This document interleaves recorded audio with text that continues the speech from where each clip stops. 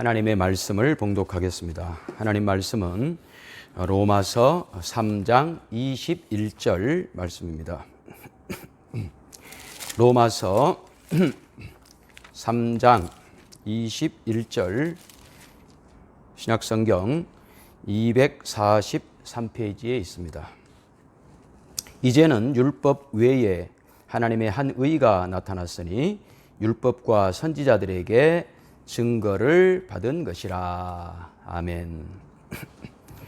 오늘 이 말씀을 중심으로 하나님과 팬데믹, 기독교 신앙과 팬데믹 세 번째 시간을 우리가 갖겠습니다. 기독교 복음은 인간은 죄인이다로 출발합니다. 그리고 이 죄의 문제는 인간이 스스로 해결할 수 없다. 이것을 강조합니다. 이것을 우리에게 가르치는 것이 바로 율법입니다. 율법. 인간은 죄인이며 그 죄 문제를 스스로 해결할 수 없다는 것이죠. 그러면 거기서 끝인가? 해결할 수 없으니까 어떻게 하라는 것인가? 가만히 그것을 받아들이라는 것인가? 그게 아닙니다. 로마서 3장 21절에 드디어 해결책이 나옵니다. 그러나 이제는, 오늘 여기 성경에 이제는 이라고 시작하지만 원어 성경에는 그러나가 앞에 있습니다. 그러나, 반전이죠. 인간의 해결책이 아닌 하나님의 해결책. 그러나 이제는 하나님의 한 의가 나타났으니 라고 말씀합니다. 그 해결책이 바로 예수 그리스도의 오심입니다. 그러니까 구약 시대에는 하나님이 아니라 인간이 스스로 능력이 있다. 모든 걸 할 수 있다. 이런 모든 사상이라든지 인간의 행위들을 죄로 간주했습니다. 성경이 말하는 죄라는 것은 단지 도덕적, 윤리적 차원에서의 죄를 말하는 것은 아닙니다. 성경이 말하는 죄는 하나님 없이 인간이 무엇이든지 스스로 할 수 있다라고 하는 그 생각, 이것이 바로 죄입니다. 그 죄, 인간의 죄, 스스로 무엇인가를 할 수 있다라고 하는 그 죄를 해결하기 위한 유일한 해결책이 바로 예수 그리스도의 오심입니다. 예수 그리스도의 오심. 예수님 오셔서 구약의 많은 선지자들처럼 예수님께서는 회개하라라고 외치셨습니다. 그런데 단지 예수님이 말씀하신 그 회개는 우리가 잘 생각을 하셔야 되는데요. 어떤 사건 하나하나 너희가 이 잘못을 했으니 그 잘못으로부터 돌이켜라가 아니라 총체적 회개를 말합니다. 총체적 회개. 총체적 회개라는 말은 무슨 말이냐? 말하자면 누가복음 13장 1절에서 5절에 나오는 로마 총독 빌라도가 그 갈릴리에 그 로마에 대해서 반역했던 사람들을 군인들을 보내가지고 무참히 죽였던 그런 사건들이 있습니다. 그런가 하면 또 예루살렘 가까운 곳에 실로암이라고 하는 곳에 망대, 탑이 있었어요. 탑. 그런데 그 탑이 무너져가지고 18명이 죽은 사건이 있었습니다. 우리식으로 말하면 6.25 전쟁에 수많은 사람이 죽었고, 몇 년 전에 세월호 사건으로 인하여 300명이 넘는 사람들이 죽었습니다. 이런 것을 어떻게 해석할 것인가? 예수님께서는 특별히 그 사람들이 무슨 잘못을 했기 때문에 죽었다라고 생각지 말라라고 말씀하십니다. 그 사람들이 죽을 잘못을, 그 사람들만 죽을 잘못을 했기 때문에 그 사람들이 죽었다라고 하는 생각 갖지 말라고 말씀합니다. 무슨 말씀이죠? 우리 인간에게, 인류에게 보편적으로 퍼져 있는 죄라고 하는 것을 예수님께서는 인식시키셨습니다. 그렇기 때문에 회개라는 것도 어떤 구체적 사안에 대한, 그래서 그것으로부터 돌이키는 것, 물론 그것이 회개이지만 예수님 말씀하신 것은 지금 그거를 말씀하신 것이 아니라 훨씬 더 큰 차원에서의 회개, 하나님 없이 살다가 하나님께로 돌이키는 그 회개, 예수님께서는 그 회개를 말씀하셨던 것입니다. 그런 점에서 회개는, 우리 기독교의 회개는 일상이지 이벤트가 아닙니다. 집에 계시지만 한번 따라해 주십시오. 회개는 일상이지 이벤트가 아니다. 회개는 일상이지 기독교 신자의 일상이지 이벤트가 아니다. 네, 맞습니다. 그렇습니다. 그러니까 예수님께서 가르치는 회개는 단지 이 어려운 현실을 빨리 빠져나가기 위한 그런 회개가 아닙니다. 어려움을 타개하자, 그 방법으로 회개하자, 이것이 아니었단 말이죠. 그런 점에서 예수님께 많은 사람들이 표적을 구했을 때의 예수님의 반응을 보면 우리는 이 회개의 총체적 회개의 원리와 그 맥이 같이 간다는 것을 알 수 있습니다. 사람들은 예수님께 표적을 구했는데 이 현실적 어려움을 빨리 해결해 주십시오. 그런 차원에서 표적을 구했어요. 기적, 표적, 이적을 구했죠. 그러니까 보통 사람들이 생각하는 그 회개, 빨리 회개해서 어려움을 해결하자라고 하는 차원에서의 그 회개와 표적이 그런 점에서 같은 목적을 갖고 있다고 볼 수가 있죠. 그러나 예수님은 요나의 표적밖에는 너희에게 보여줄 표적이 없다. 요나가 물고기 뱃속에 들어가 3일 동안 있다가 다시 살아난 그 표적. 그러니까 예수님께서 보여주시고자 하시는 표적은 빨리 회개해라. 너희가 지금 현실적으로 있는 이 어려움을 내가 해결해 주겠다라고 하는 그런 정도의 표적이 아니라 훨씬 더 멀리 바라보는, 그래서 우리가 이 근본적 죄의 뿌리로부터 어떻게 용서받을 것인가, 어떻게 우리의 생명, 우리의 영원한 미래, 이것까지 예수님께서는 생각하시는, 염두에 두시는 그런 표적이고 그런 회개를 말씀하셨다는 것입니다. 그래서 예수님께서 지금 예수님 당시나 지금이나 왜 사람들은 고통당하고 있는가, 왜 이 사람들은 이런 어려움을 겪고 있는가, 너희가 뭘 잘못해서다 라고 하는 것을 말하는데 예수님께서 오신 그 목적이 있지 않았습니다. 그래서 너희가 이 몇 가지만 고쳐버리면 너희는 행복해질 수 있다, 너희는 이 불행에서 벗어날 수 있다, 이렇게 가르치지 않았습니다. 그런 점에서 빨리 회개해서 빨리 행복해져라, 이것이 예수님의 가르침이 아니었단 말이죠. 여러분, 예수 믿지 않는 많은 사람들이 무당 점쟁이를 찾아갑니다. 그래서 누가 어떤 어려움을 겪으면 그 이유가 뭔가 무당한테 가서 물어봅니다. 무당들은 조상묘를 잘못 썼다, 어떤 신을 노엽게 했다, 그러니 빨리 식김굿을 하든지 무엇을 해서 조상신 노엽게 한 걸 풀어줘야 된다. 그 무당들이 하는 말이 혹시라도 맞는 말이라 할지라도, 그러나 그 무당들이 지금 무당을 찾아간 목적은 뭐예요? 현실적 어려움만 벗어나겠다는 거예요. 내가 어떻게 해서든지 이 어려움을 빨리 벗어나고 싶다, 그래서 무당을 찾아가는 것이거든요. 그 이상은 없어요. 무당을 찾아가는 그 이상은 없어요. 근데 예수님은 아니에요. 여러분, 우리 기독교는요, 어떤 이 어려움을 빨리 벗어나기 위하여 우리에게 뭐가 필요한가? 회개가 필요한가? 아니면 무슨 하나님 앞에 물질을 바쳐야 되는가? 이것이 기독교가 아니에요. 요한복음 9장 2절, 우리가 요한복음 강해에서도 보았지만요, 요한복음 9장 2절에 바로 그런 문제가 등장을 하거든요.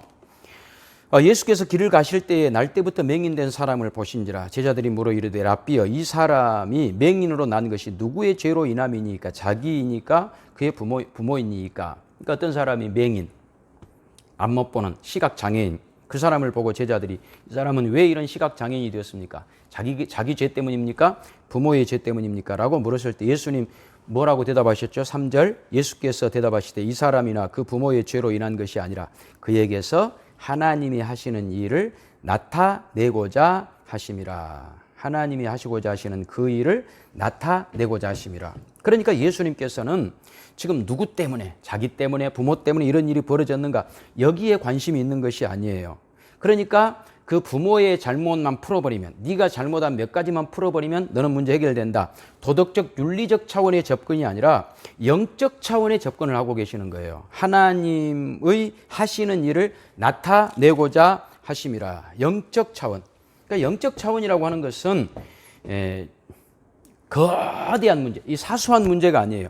지금 겪고 있는 이 하나의 어려움이 아니라 우리 인생의 근본적 문제, 그래서 영원한 문제까지 해결하시기 위한 예수님의 말씀이시다 이겁니다. 그것을 예수님이 하시러 오셨다는 겁니다, 여러분. 기억하시기 바랍니다. 이처럼 예수님께서는 창조부터 영원한 구원의 완성, 영원한 미래까지를 모두 주관하고 계시는 겁니다. 그렇기에 예수님께서 지금 현재 일어나고 있는 어떤 어려움들, 그리고 장차 일어날 예수님 재림의 임박에서 일어날 모든 그런 어려움들에 대해서 예수님은 해석이 달라요. 무엇 때문에 이런 어려움들이 일어났는가? 어떻게 하면 이 어려움들을 벗어나는가에 예수님의 목적이 있지 않아요. 그래서 예수님께서 주후 70년에 로마의 디도 장군에 의해서 예루살렘 성이 함락당할 것을 예언하십니다. 그것뿐만 아니라 예수님 다시 오실 때 일어날 대환란들에 대해 예언하실 때 예수님께서는 꼭 이렇게 말씀하십니다. 야, 그런 어려움들이 생기면 너희 큰일 났다고 생각해라. 죽었다고 복창해라. 그럴 때는 반드시 회개해야 된다. 회개해야 그 어려움을 벗어난다. 빨리 잘못을 다 청산하고 돌이켜라. 그래야 화를 면할 수 있다. 어떻게 하면 화를 면할 수 있느냐에 예수님의 가르침의 목적이 있지 않았습니다. 오히려 이렇게 말씀합니다. 예수님은 그런 어려움들이 생기면, 환란이 생기면 많은 음모론들이 생길 것이다. 그리스도가 여기 있다, 저기 있다, 이렇게 하면 해결된다, 저렇게 하면 해결된다. 많은 사람들이 수많은 해결책들을 내놓을 것이다. 그러나 그런 일이 있지만 끝은 아직 아니다.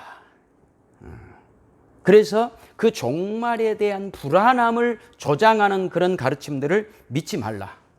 침착해라. 침착해라. 나만 믿어라. 예수님이 이렇게 말씀하신 거예요. 예수님을 믿어라. 내가 너희와 영원히 함께 하겠다. 여러분, 이 말씀을 꼭 기억하셔야 돼요. 여러분, 그러니까 우리에게 어떤 환란이 오고 어려움이 오면 예수님이 마치 저 하늘 끝에 계셔가지고 우리를 향하여 이렇게 해라, 저렇게 해라. 이렇게 하면 이 어려움 벗어난다. 저렇게 하면 어려움 벗어난다. 이렇게 하시는 분이 아니라 그 어려움의 현장 속에서 우리와 함께 먹고 마시고 그 어려움을 같이 우리 손잡고 통과하시는 분이라는 걸 아셔야 돼요. 아시겠죠? 예수님께서 뭐 지금 전쟁이 일어났는데 저 지하 벙커에 숨어가지고 야, 이쪽으로 가라, 저쪽으로 가라. 이렇게 가면 된다, 저렇게 가면 된다. 이게 아니고 최전방에서 우리를 이끌고 적의 포화 속을 지금 뚫고 우리와 함께 지나가시는 분이 바로 예수님이십니다. 그래서 우리가 매일 하는 그 주기도문도 그런 거예요. 여러분, 핵심이 뭐냐? 아버지의 나라가 임하시오며 뜻이 하늘에서 이룬 것처럼 땅에서도 이루어지게 하옵소서. 이 말이 무슨 말이에요? 지금 이 땅은 전쟁터인데 예수님은 저 하늘에서만 계시면서 우리를 향하여 이렇게 해라 저렇게 해라 지시하시는 분이 아니라 이 땅에서 직접 통치하시는 분이에요. 뜻이 하늘에서 이루어진 것처럼 땅에서도, 이 땅에서 지금 예수님께서 직접 이 모든 일들을 주관하고 다스리시고 우리와 함께 동행하시는, 이 어려움을 같이 뚫고 나가시는 분이시다.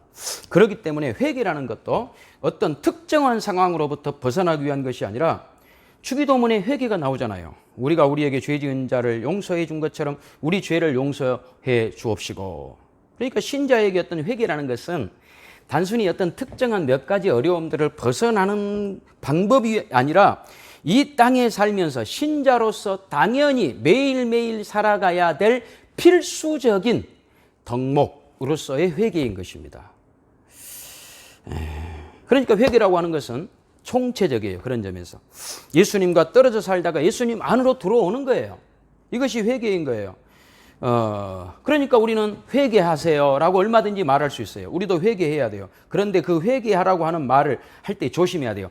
예수님과는 상관없이 어떤 예수님은 전혀 지금 우리 어려움을 모르고 있으니 어떤 문제를 해결하는 차원에서 문제 해결의 열쇠로서 회개를 사용할 그런 의미로서 회개를 하시오라고 말할 때는 그렇지 않다는 걸 여러분이 꼭 아셔야 됩니다. 문제 해결의 열쇠는요, 회개가 아니고 모든 상황을 주관하시는 예수님 그분이 해결의 열쇠인 거예요. 그 예수님 우리와 함께 계시다는 것을 아는 거죠. 예수님께로 돌아가는 거죠. 그래서 어떤 문제를 바라볼 때 그 문제 해결만 초점을 맞추면 그 상황을 다 주관하고 계시는 예수님은 쏙 빼버리고 단지 회개해서 빨리 문제 해결하자에만 초점을 맞추는 그런 실수를 범할 수가 있기 때문에 우리가 조심 또 조심하셔야 된다는 겁니다. 왜냐하면 그 구약 시대에는 하나님께서 선지자들, 예언자들을 통해 말씀하셨지만 히브리서 1장 2절에 이 마지막 날에는 아들을 통해서만 우리에게 말씀하신다 그랬어요. 그러니까 예수님을 통해서 말씀하시는 거예요. 그러니까 예수님께서 직접 지금 다스리시는 그런 시대란 말이죠. 그러니까 예수님은 우리에게 어떤 방법을 가르쳐 주시는 분이 아니세요. 이 어려움을 빠져나가는 비책을 제시하시는 분이 아니세요. 이렇게만 하면 된다. 100일 기도만 해라. 11조만 해라. 회개만 해라. 그러면 모든 어려움 없어진다. 이런 것을 가르치시는 분이 예수님이 아니라 우리가 예수님 안에 들어가고 예수님이 우리와 함께 하시는 것 그 자체. 그래서 예수님께서 모든 사안에 대해서 예수님이 친히 말씀하시는 거예요. 아시겠습니까? 예수님이 저 멀리 계시면서 우리에게 이렇게 해라 저렇게 해라 방법을 제시해 주시는 분이 아니세요. 예수님 그분이 바로 모든 문제의 해결 그 자체이신 거예요. 예수님과 우리가 함께 계시다면 우리는 이미 해결된 것이죠. 여러분 꼭 기억하셔야 됩니다. 오늘 말씀을. 그러니까 우리는 우리 방식으로 예수님께 문제 해결을 요구해서는 안 되고 이 하나님 나라의 주권과 하나님 나라의 모든 통치권을 가지신 예수님께서 어떤 방식으로 하나님 나라를 통치하시는가, 어떻게 우리를 다스리시는가, 그 하나님의 통치 방식을 우리가 기억하고 그 방식을 따라갈 수 있어야 됩니다. 그래야만이 지금과 같은 코로나19 시대에 예수님께서는 지금 어떻게 이 시대를 다스리고 계시는가, 어떻게 이 시대를 이끌고 가고 계시는가, 이런 문제를 우리가 기독교적 시각으로 답을 내릴 수가 있게 돼요. 아니, 예수님이 다스리시는데 왜 코로나19가 빨리 종식되지 않는가? 예수님이 왕이신데 왜 빨리 우리로 하여금 대면 예배 드릴 수 있도록 그렇게 해결해 주시지 않는가? 이런 모든 의문들은 왜 생기냐면 예수님께서 다스리시는 하나님 나라의 통치 방식을 모르기 때문에 그래요. 그 방식을 우리가 알아야 된다는 거죠. 그래서 예수님께서 다스리는 하나님 나라의 통치 방식은요, 우리 생각과는 좀 달라요. 예수님은요, 일반적인 어떤 이 세상의 왕들이, 대통령들이 다스리시는 방식이 아니라 독특한 다른 방식으로 하나님 나라의 통치자로 다스리십니다. 예수님은 나병 환자를 고치셨어요. 12의 혈루증 앓는 여인을 고쳐주셨어요. 38년 된 병자에게 죄사함을 선포하셨어요. 그리고 예수님은 죄인들, 가난한 자, 소외된 자들과 함께 어울리시고 그들과 식사하셨어요. 화려한 예루살렘 성을 바라보시면서 만약에 이 세상 통치자들 같았으면 예루살렘 성이 더 화려해야 될 것인데, 더 발전해야 될 것인데, 더 경제가 부흥해야 될 것인데 이렇게 하지 아니하시고 예수님은 하나님께 순종하지 않고 하나님의 평화를 거부한 이 성이 심판받아 무너지고야 말 것이다 라고 예루살렘 성을 향하여 선포하셨어요. 잡히시기 전날 밤에는 예수님께서 다른 일을 하지 않았어요. 무슨 작전 짜고 모의하지 않았어요. 제자들과 함께 떡을 떼셨어요. 십자가에 죽으실 때 예수님 머리 위에 유대인의 왕이라고 조롱하는 팻말이 붙어 있었어요. 다 수용하셨어요. 그걸 떼버리지 않았어요. 부활하신 이후에는 벌벌 떨고 있는 다락방에 모여있는 제자들에게 예수님께서 찾아가셨어요. 그러니까 이 모든 것 하나하나가 다 뭐냐면 예수님께서 다스리시는 하나님 나라의 통치 방식인 거예요. 그러니까 우리 생각하고 다르다 이 말입니다. 우리가 이렇게 하셔야 된다고 생각했는데 예수님은 그렇게 안 하세요. 다른 방식. 그러니까 하나님 나라는 지금 우리가 생각하고 있는 하나님 나라는 이래야 된다 저래야 된다. 그리스도가 여기 있다 저기 있다 해도 믿지 말라라고 하는 말씀처럼 예수님은 저 멀리 계시면서 우리에게 어떤 해결책을 주시면서 이렇게 해야 된다 저렇게 해야 된다라고 하는 그 가르침 속에 예수님이 안 계시는 거예요. 예수님은 직접 여기 계시는 거예요. 우리와 함께 계시는 것이죠. 그러니까 예를 들면 예수님의 재림 날짜를 안다라고 하는 사람들, 대표적 기독교 음모론이죠. 시한부 종말론. 그런데 그 가르침 속에는 예수님이 안 계세요. 예수님이란 말도 하고 무슨 예수님 믿습니다 고백을 해도 안 계세요. 왜냐하면 예수님도 모르는데 어떻게 자기들이 압니까? 예수님도 자기 이 땅에 오실 날을 아버지만 아신다고 그랬는데, 그러니까 자기가 예수님보다 더 위에 있다는 뜻이에요. 그런 가르침 속에는 예수님이 안 계시는 거예요. 코로나19도 마찬가지예요. 지금 예수님께서 이 상황을 주관하신다, 우리와 함께 하신다라고 하는 건 제쳐둔 채 예수님 저 멀리 계시면서 우리에게 너희들 한번 이 문제 해결해봐. 숙제 내줄 테니까 해결해봐. 그래서 이것이 예수님의 뜻이다, 저것이 예수님의 뜻이다 라고 말할 때에는 그런 가르침 속에는 예수님께서 거기에 함께 계시지 않는다라고 하는 생각이기 때문에 그게 잘못된 거예요. 예수님이 우리에게 숙제를 딱 던져주시면 코로나19 한번 풀어봐. 그리고 그 푸는 것은 회개야. 자, 저 녀석들이 회개한가 안 한가 한번 보자. 회개하면 내가 돌이키고 회개 안 하면 안 하겠다. 이런 분이 아니라 이 말입니다. 예수님이. 이 상황 속에 우리와 함께 계시는 분이시다 이거예요.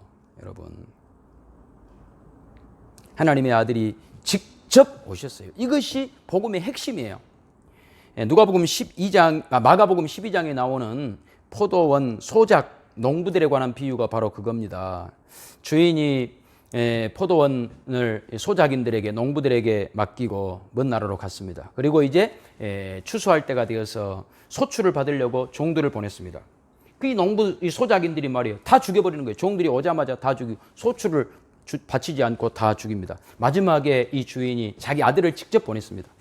농부 소작인들이 생각할 때 이 아들만 죽여버리면 이 포도원이 우리 것 된다. 마지막에는 아들까지도 죽여버렸다는 것이죠. 여러분, 아들을 보냈다. 아들을 보냈다. 이것이 바로 하나님께서 이루시는 구원의 가장 확실하고 분명한 계획인 것입니다.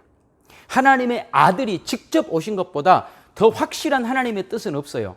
그러니까 하나님의 뜻은 애매하지 않아요. 이건지 저건지 불분명하지 않아요. 하나님의 아들이 직접 오셨어요. 그러나 세상은 하나님의 아들이 오신 것을 인정하지 않았죠. 하나님의 아들을 죽여버렸죠. 왜? 하나님의 아들을 인정하면 자기들이 주권을 빼앗긴다고 생각했기 때문에. 죄는 이제 다른 것이 아니라 하나님이 그 아들을 통해서 구원하신다는 것을 인정치 않는 것이 죄입니다.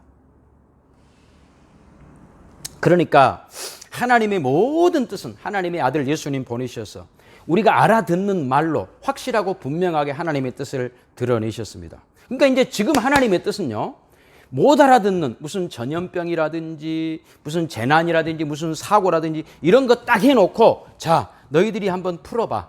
예수님 제껴놓고 너희들이 풀어봐. 그것이 회개가 답인지 아니면 무엇이 답인지, 돌이키는 것이 답인지, 봉사가 답인지, 헌금이 답인지 너희가 한번 답을 찾아내봐. 이런 것은 없어요. 그렇게 하나님의 뜻이 그렇게 애매모호하게 우리에게 전달되지 않아요. 하나님의 뜻은 어떤 재앙이나 전염병이나 이런 것 주고 우리에게 그 재앙이나 전염병을 준 뜻을 밝혀내라는 것이 아니라 하나님께서 예수님을 보내신 속에서 하나님의 뜻이 분명히 드러났듯이 지금도 마치 혹시 우리가 회개해야 될 상황이어도 그것도 예수님을 보내신 그 모습으로 우리에게 허락하시면서 회개를 촉구하시는 거예요.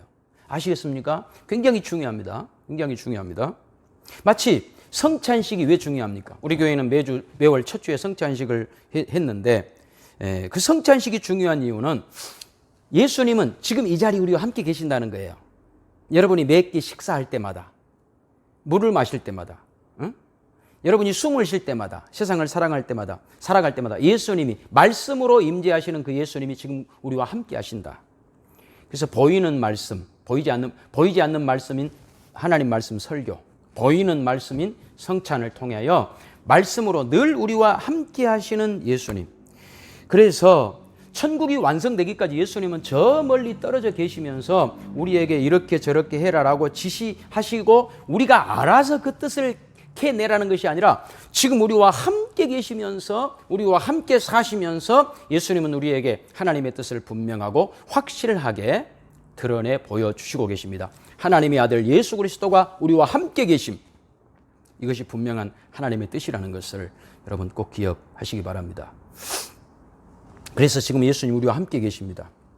그 함께 계시는 예수님의 마음, 그 예수님께서 어떤 방식으로 하나님의 나라를 이 땅에서 통치하시는가, 어떤 방식으로 하나님의 주권적 통치가 이 땅에서 시행되고 있는가를 우리는 아셔야 되는 거예요. 그것을 우리식으로 알아서는 안 돼요. 그래서 마가복음 9장 1절에 지금 여기 서 있는 사람들 중에 죽기 전에 그 나라가 권능으로 임하는 것을 볼 자들도 있느니라. 여러분, 이런 해석들이 어려워요. 그러니까 여기 서 있는 사람들 중에 하나님의 나라가 권능으로 임하는 걸 볼 자들이 있다. 왜 어렵냐면요, 육신의 눈으로, 육신의 생각으로 해석을 하려고 그러기 때문에 어려운 거예요. 그러면 그 말을 들었던 제자들이 진짜로 예수님께서 모든 왕권을 가지고 권능으로 임하는 것을 봤을까요? 못 봤을까요? 봤죠. 언제요? 예수님 십자가에 죽으시고 부활하신 이후에 마태복음 28장에 하늘과 땅의 모든 권세를 내게 주셨으니 그러므로 너희는 가서 모든 족속으로 제자를 삼아 아버지와 아들과 성령 이름으로 세례를 주고, 그 말씀에 하늘과 땅에, 그러니까 부활하신 예수님께서는 하늘과 땅의 모든 권세를 가지고 왕권, 하나님 나라의 권능을 가지고 임하셨어요. 하나님의 통치가 이미 시작된 거죠. 단지 육신적 눈으로 그들이 생각하는 세상의 어떤 높은 황제, 왕의 모습을 생각했기 때문에 하나님의 통치가 이미 이루어졌다는 것을 못 봤던 것뿐이죠. 지금도 그렇게 그 제자들이 살아있을 때 예수님이 하나님 나라 권능을 가지고 왔을까? 오셨죠. 하늘과 땅의 모든 권세를 내게 주셨으니. 영적으로 부활신앙으로 본다는 거예요. 육신의 눈으로 본다는 뜻이 아닙니다. 그러니까 부활하신 예수님께서는 이미 그 통치가 시작되었습니다. 하나님의 나라 통치가 시작됐습니다.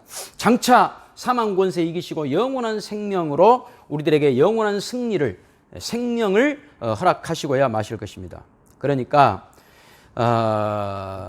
예수 그리스도의 십자가의 죽으심과 부활이라고 하는 것은요, 이게 톰 나이트도 지금 지적하고 있지만 단지 우리 개개인의 영혼 구원,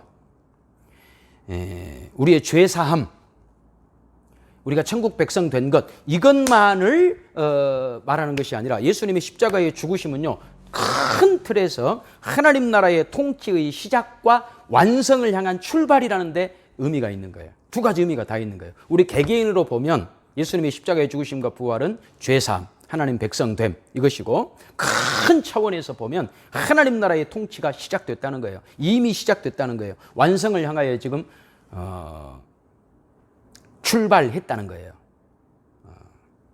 그래서 지금 우리는 예수님께서 하늘과 땅의 모든 권세를 가지고 다스리는 그 나라 속에 들어와 있어요. 이 하나님의 나라의 통치 방식, 이 통치 방식은 세상 나라의 통치 방식과 달라요. 세상 나라는 어때요? 권력, 힘, 무기, 물질, 능력, 이런 것이 강조되는 나라라면 예수님께서 다스리시는 하나님 나라의 통치는 으뜸이 되고자 하는 자는 종이 되어야 하고 크고자 하는 자는 섬겨야 하는 나라다. 왜 이런 원리, 왜 이런 하나님 나라의 원리가 가능하냐 하면 지금 예수님께서 다스리고 계시는 이 하나님 나라의 방식, 이 나라는 이 세상 나라의 방식과 다를 뿐만 아니라 이미 그 하나님의 나라의 통치가 이 땅에 실현되었기 때문에 그런 거예요. 지금 실현되고 있기 때문에 그런 거예요. 여러분, 예수님 섬김을 받으러 오신 분이 아니에요. 섬기러 오셨어요. 많은 사람의 대속물로 자신을 주려고 오셨어요. 그래서 그렇게 세우신 나라가 하나님의 나라예요. 그렇게 부른 사람들이 하나님 나라 백성들인 우리들인 거예요. 그래서 우리를 통치하시는 하나님의 백성으로, 하나님 나라 백성으로 통치하시는 그 원리도 똑같아요. 예수님께서 그렇게 섬김을 받지 않고 섬기려고 하셨던 것처럼 우리도 그 방식대로 그 다스림을 받아야 되는 거예요. 이것이 하나님 나라의 원리인 거예요. 그러니까 하나님 나라 통치 방식은 십자가의 죽으심의 통치 방식입니다. 왜 죽는 것이 통치인가? 여러분, 이상하지 않아요? 살아야지. 살아서 힘있게 전진해야지. 탱크로 갖다 밀어붙이고 살아서 권력을 휘두르고 더 많이 살아야지. 왜 죽는 것이, 십자가에 죽는 것이 하나님의 통치 방식인가? 왜 종이 되고 왜 섬기는 것이 하나님의 통치 방식인가? 그것은요, 하나님의 나라라고 하는 것은요, 아무 문제 없는 사람들을 불러 모아다가 그들을 모아놓고 만든 나라가 하나님 나라가 아니에요. 죄인, 영원히 멸망할 수밖에 없는 죄인을 구원해서 그들을 하나님 백성으로 만들어야 되는 나라가 하나님의 나라이기 때문에 십자가의 죽으심의 방식으로 통치하는 거예요. 이해가 되십니까? 아시겠죠? 그러니 죄인을 구원하는 방식, 죄인을 구원하는 방식은 십자가에 하나님의 아들이 죽으시는 것이고, 그렇게 구원한 하나님의 백성들 역시 그 십자가의 방식으로 통치하는 거예요. 십자가의 방식으로. 다시 말하면 예수님께서 죄인인 우리를 구원하셔서 죽음에 있는, 죽을 수밖에 없는 우리들을 예수님이 십자가에 죽으셔서 함께 하셔서 구원하셨고, 그렇게 구원한 우리들을 예수님께서 버리지 아니하시고 여전히 십자가를 지는 그 방식과 원리로 우리의 짐을 지금도 져주고 계시는 거예요. 그러면서 우리에게 너희도 이제 남의 짐을 같이 져줘라. 그러니까 예수님은 십자가에 우리를 위해 죽으실 때도 우리와 함께 있었고, 부활하신 이후에도 여전히 우리의 짐을 져주시고 우리를 안아서 품에 안으셔서 영원한 하나님 나라의 그 완성을 향하여 가는 그 가운데서 여전히 짐을 지고 계시는 거예요. 이것이 하나님 나라의 십자가의 통치 방식인 거예요. 아시겠죠? 하나님 나라의 십자가의 통치 방식. 그 가운데서 죽음이 있는 그곳에, 눈물이 있는 그곳에, 고통이 있는 그곳에 우리 혼자 내버려 두고 네 혼자 알아서 해라가 아니라 십자가를 지었던 그 예수님이 여전히 우리의 짐을 지시고 지금도 우리와 함께 동행하고 계시는 겁니다. 할렐루야. 아멘. 예를 들면 요한복음 11장에 우리가 잘 아는 죽은 나사로를 살린 사건, 기적 사건 나오지요. 그때 예수님께서는 예루살렘으로 가고 계시는 중이었습니다. 여러분, 예수님 왜 예루살렘으로 가셨을까요? 십자가에 죽기 위해서. 성공하려고 가신 거 아니에요. 왕 되려고 가신 거 아니에요. 십자가에 죽으려고. 그러니까 요한복음 11장은 예수님의 십자가의 죽으심을 향하여 가는 그 큰 그림 속에 작은, 큰 그림 속에 액자 속에 작은 액자. 그 작은 그림이 바로 나사로의 죽은 나사로가 살아난 사건이에요. 그러니까 예수님이 예루살렘으로 십자가에 죽기 위해 가는 그 과정 속에서 예수님과 가장 친분이 있었던 나사로라고 하는 사람이 병들었다는 소식을 듣게 됩니다. 예수님 빨리 안 가십니다. 예수님의 최종 목적지는 예루살렘이라니까요. 그런데 자기 친구 나사로가 죽게 되었다는 말을 듣고 빨리 안 가시고 이틀을 더 머무시는 거예요. 그 사이에 나사로가 죽어버리고 말았습니다. 아니, 예수님께서는 왜 나사로가 안 죽게 손 쓰시지 않으셨을까요? 요한복음 4장에 보니까 예수님께서는 갈릴리 계실 때 저 가버나움에서 왕의 신하가 와가지고 아들이 죽게 생겼으니 우리 집에 오셔가지고 우리 아들 좀 고쳐주세요. 근데 예수님 안 가셨습니다. 안 가시고 멀리 있는 원격 치료를 하셔버린 거예요. 원격. 안 가시고도 그 멀리 가버나움에 있는 왕의 신하의 아들을 살려주셨습니다. 고쳐주셨습니다. 이번에도 예루살렘에서 베다니 안 가시고도 얼마든지 지금 요단강 저편에 계신 예수님이 예루살렘을 향해 가고 계시는데 베다니 안 가시고도 얼마든지 나사로 살릴 수 원격 치료하실 수 있었어요. 그럼에도 불구하고 예수님께서는 죽게 내버려 두셨습니다. 사람들이 생각할 때 그러면서 친구라고? 이게 친구야? 친구가 죽게 내버려 둔 게 친구야? 이런 생각을 했을 겁니다. 그러나 예수님은 베다니에 안 계셨지만 나사로가 죽는 그 현장, 죽어있는 나사로와 예수님은 함께 계셨습니다. 그렇기 때문에 예수님은 나사로가 잔다 그랬어요. 나사로의 시체가 썩지 않도록 예수님은 다 지금 손을 쓰고 계셨던 것이죠. 나중에 돌문을 옮기고 나사로가 나왔습니다. 그 전에 예수님은 이미 죽은 나사로와 함께 계셨던 것이죠. 나사로는 왜 살아났는가?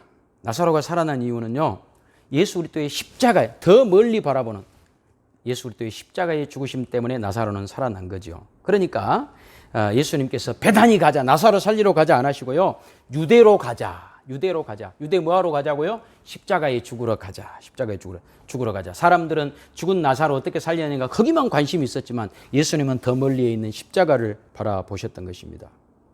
그 과정에서 예수님께서 십자가의 죽으심으로 우리를 구원하는 그 과정 속에서 나사로의 죽음이라고 하는 그 현실 앞에 예수님이 서신 거죠. 그리고 예수님 뭐 하셨습니까? 예수님 눈물을 흘리셨습니다. 나사로 무덤 앞에 눈물을 흘리셨습니다. 굉장히 중요한 대목입니다. 코로나19와 관련된 굉장히 중요한 대목입니다. 예수님 왜 눈물을 흘리셨을까요? 물론 나사로와의 개인적 친분 때문에 눈물 흘리셨을 수도 있습니다. 그러나 유대로 가자. 유대로 가자. 십자가의 죽으러 가자라고 하는 말과 연결시켜보면 죄로 인하여 죽을 수밖에 없는 인간의 비참함에 대한 예수님의 눈물이었습니다. 그 비참함을 슬퍼하는 예수님의 눈물이었습니다. 예수님 겟세마네 동산에서 제자들을 위해 기도하실 때 내 마음이 심히도 괴롭구나. 그 괴로움의 눈물이었습니다. 왜 괴로웠어요? 자기가 아파서 괴로운 게 아니에요. 사람들의 그 비참함, 죄로 인한 비참함을 생각하니까 너무 괴로웠던 거예요. 십자가에 죽으실 때 나의 하나님 어찌하여 나를 버리셨나이까. 이처럼 예수님께서 하나님의 나라를 다스리시는 모든 근거는 십자가입니다. 가장 큰 원리가 십자가입니다. 지금 코로나19 바이러스의 이 상황과 연결 지어 보십시다. 나사로가 죽었을 때 사람들이 곡했던 것처럼 이곳저곳에서 울음소리가 끊이지 않았던 것처럼 지금 코로나19로 인하여 이곳저곳 통곡 소리가 끊이지 않습니다. 마르다와 마리아는 주님 여기 계셨더라면 내 오라버니 안 죽었을 텐데요. 지금도 그렇잖아요. 사람들이 예수님이 계시는데 어떻게 이런 비극이 일어날 수 있느냐, 하나님은 지금 뭐하고 계시느냐, 온갖 비난과 손가락질을 하나님을 향해 하고 있습니다. 그러나 마르다와 마리아의 눈물과 한숨 속에 예수님 뭐하고 계셨습니까? 예수님 뭐하고 계셨습니까? 그들과 함께 울고 계셨습니다. 그들과 함께 울고 계셨습니다. 나사로의 무덤 앞에 예수님 같이 울고 계셨습니다. 친구의 무덤 앞에 같이 울고 계셨습니다. 예수님은 나사로 죽음 앞에서 사람들을 향하여 큰 소리 치면서 여러분 회개하시오. 여러분도 회개하지 않으면 나사로처럼 다 죽을 것이오.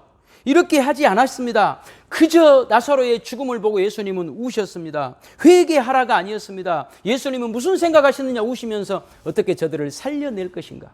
예수님의 관심은 회개에 있지 않았습니다. 예수님의 관심은 나사로를 살려내는 데 있었습니다. 더 나아가서 지금 나사로처럼 비참하게 죽어가는 모든 하나님의 백성들을 향하여 그들을 어떻게 살려낼 것인가.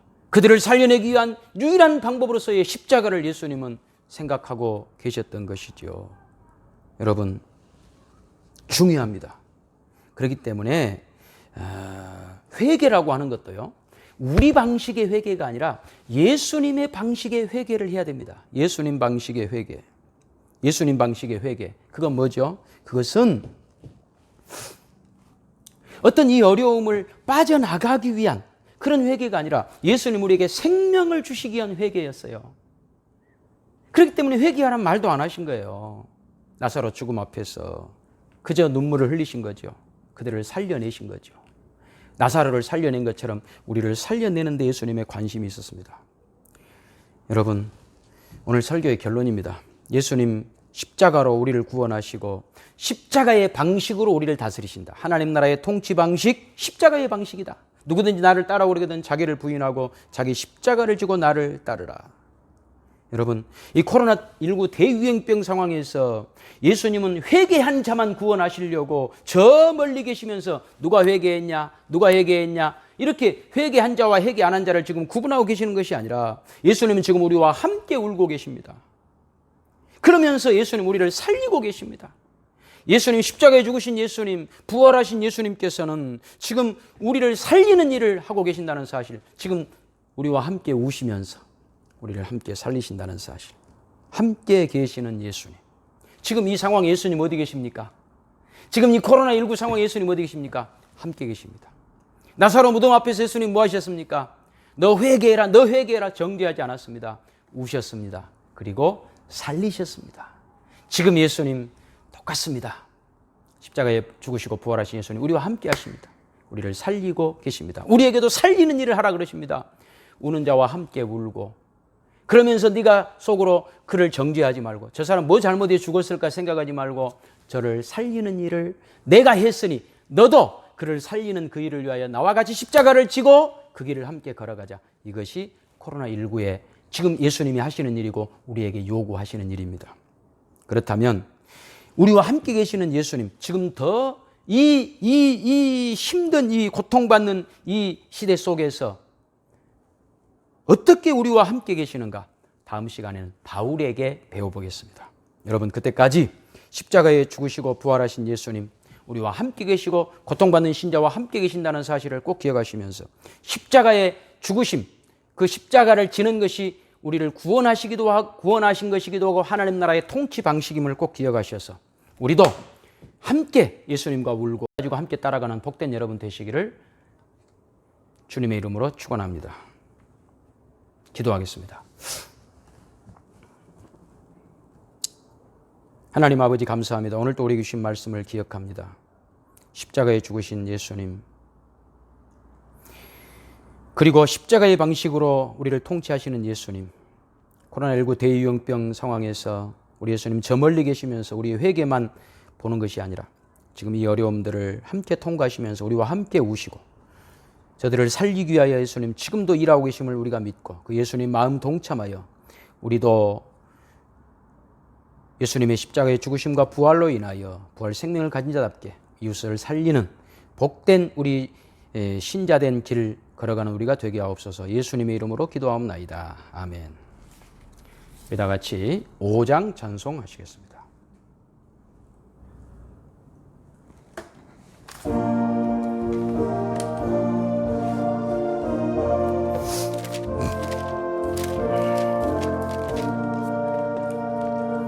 이 천지간 만물들 복 주시는 주 여호와 전능성부 성자 성령 찬송하고 찬송하세. 아멘. 이제는 우리 주 예수 그리스도의 은혜와 하나님 아버지의 크고 놀라우신 사랑과 성령의 교통하심이 코로나19의 이 대유행병 상황에서 우리 주님 단지 우리의 회개 하나하나 지켜보시는 분이 아니라 우리와 함께 우시며 우리를 살리고 계심을 기억하여 우리도 십자가 지고 우리 예수님과 함께 저들을 살리며 저들에게 생명을 불어넣는 하나님의 사람답게 하나님 나라 백성답게 살아가리라 약속하는 모든 주의 백성들 머리머리 위에 이제와 영원토록 함께 있을지어다. 아멘.